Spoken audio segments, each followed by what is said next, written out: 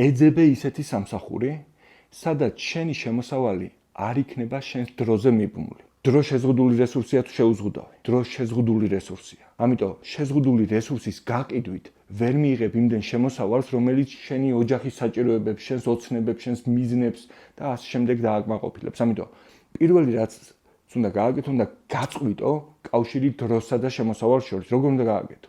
არ უნდა დაიწყო დროის გაყიდვა, უნდა დაიწყო შედეგის გაყიდვა. აქაც ერთი მახია. შენზეა დამოკიდებული რამდენს გამოიმუშავებ. 3 საათს თუ იმუშავებ, საათში ამდენს ვიხდით, 5 საათს თუ იმუშავებ, ამდენს, 24 საათს თუ იმუშავებ, ამდენს და ადამიანს გონია რომ შედეგს ყიდის. მის შრომაზეა დამოკიდებული შემოსავალი. არა ძმო, შენი შედეგი შეეცადე რომ არავინ გაგიზომოს დროით. შენი შემოსავალი გაგიზომონ იმ გადაჭრილი პრობლემებით, რომელსაც შენი პროდუქტითა თუ სერვისით წყვეტ. რასაც ამ ვიდეოდან დასაქმებული ადამიანები გაიგებენ, ზუსტად ვიცი რომ დააწყებინებს სხვანაირად ფიქრს. რას მოგცემს? დროის მოკლე მონაკვეთში სწრაფად მოგიტანს ბევრ ფულს.